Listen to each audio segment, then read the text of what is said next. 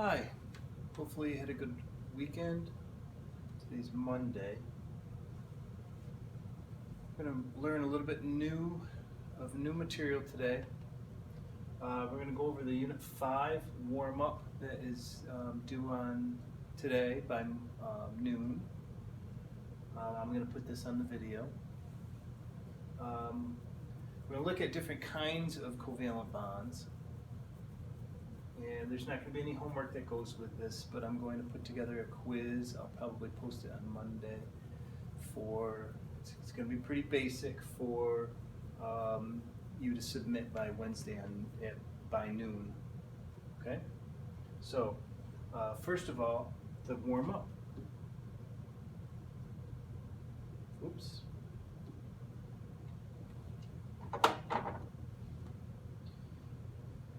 See if I can find it quickly.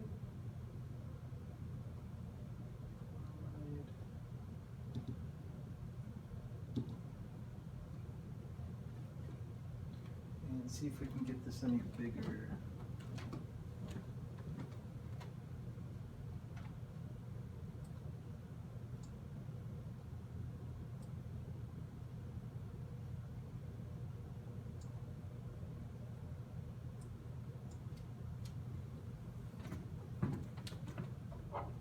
Okay.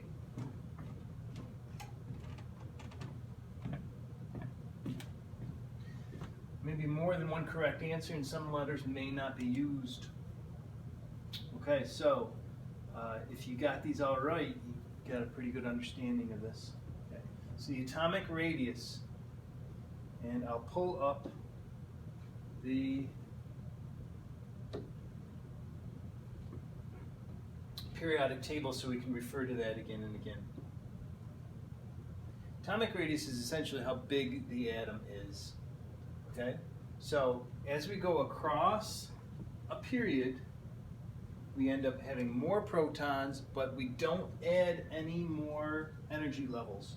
So when there are more protons, there's going to be more pull on the electrons. Therefore, from left to right across a period, the atoms are actually going to get smaller. So atomic radius decreases across a period. Decrease across the period.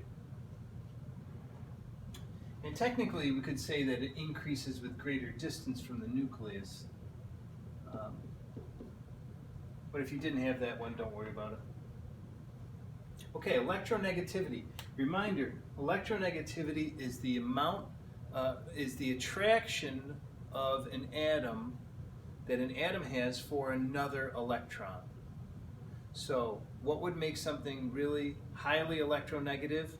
It's going to have a pretty small atom, and it's going to probably not be have that many PELs. The bigger the number of PELs, the greater the number of PELs, the more electrons will be in the way. So it's going to be harder for it to grab a hold of electrons from other atoms.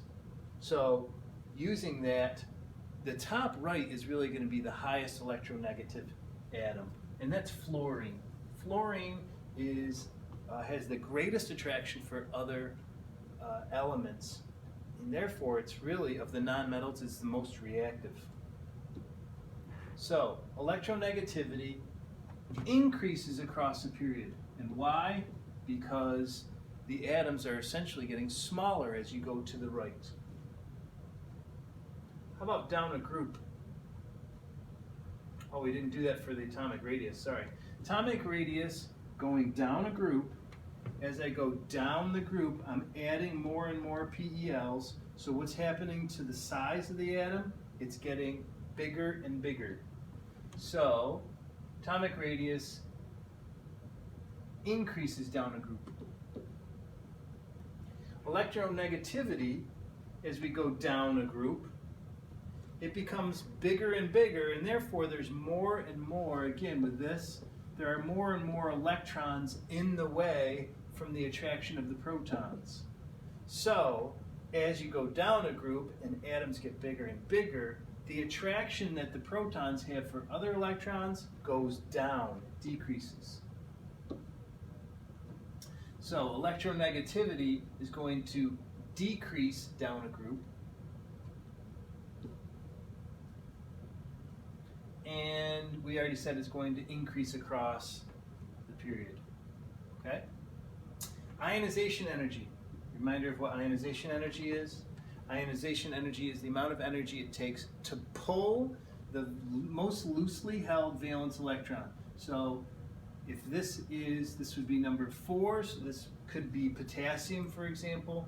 How hard is it to pull that electron off to make it an ion? That's what ionization energy is. Okay, ionization energy. As we go across a period, does it become easier or harder to pull an electron off? Well, we're adding protons again, and as we add protons, there's more pull on the electron and and therefore the electrons are held even more tightly. So ionization energy here is going to be the highest. It takes a lot of energy to pull that electron off. So ionization energy increases across the period. And remember also that these things are going to go hand in hand.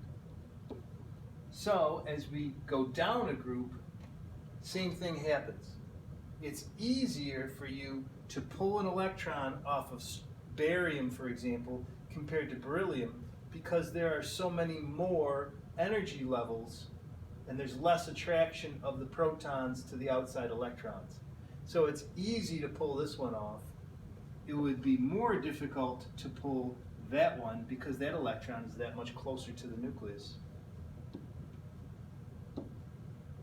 Okay, nuclear charge. Remember, nuclear charge is just the number of protons. Positive P's. Okay, I should actually write it like this. P positive. Nuclear charge. So the number of protons. As we go across a period, it increases. One by one, right?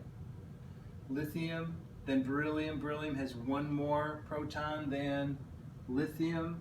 Boron has one more proton than beryllium, etc. How about down a group? Does it increase or decrease? As I go down a group, the number of protons is increasing. So it increases down a group. Okay? Okay, strong bonds. Strong bonds tend to require more energy to break. It's kind of like two magnets that are really strong. It takes a lot more energy for you to pull them apart.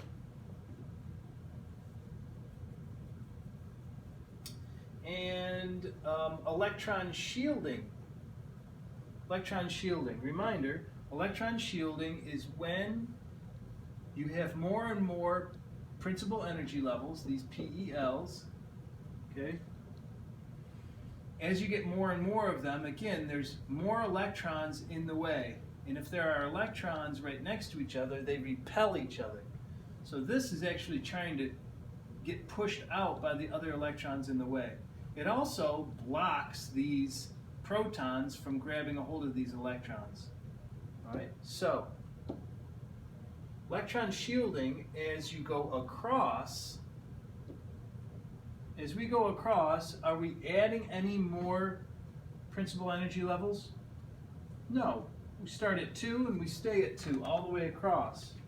So electron shielding across the period is going to stay the same. Electron shielding going down a group is going to increases down a group. And then weak bonds would be the opposite of strong bonds, require less energy to break and have more potential energy when we're all done. Okay, let me see if I can pull this up. All right, good.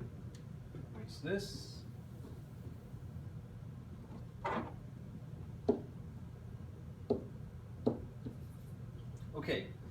atoms bond with other atoms to become the most stable they can be. All atoms would like to be like the noble gases. In other words, those with full valence PELs.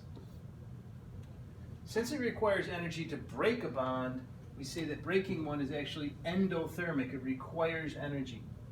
Forming bonds, on the other hand, gives off energy. And the opposite of endothermic is exothermic.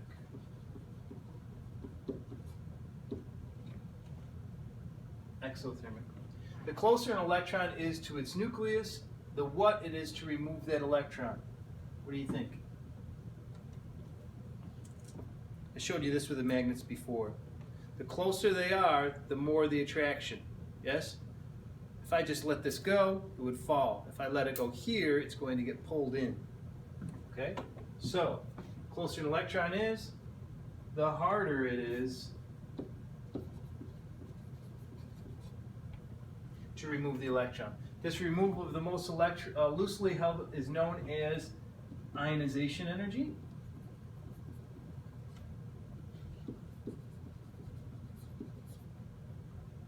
Ionization energy. And this blank as you go across a period. So as we go across, it increases. It becomes more difficult to pull the electrons off.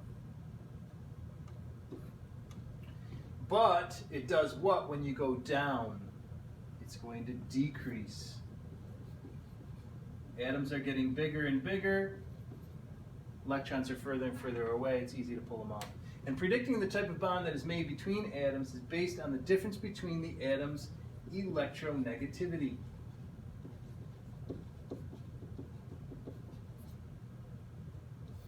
I already have exothermic. If it is greater than or equal to 1.7, the bond formed will be ionic. Okay? All right. Hopefully you did well on that. And we will see you tomorrow.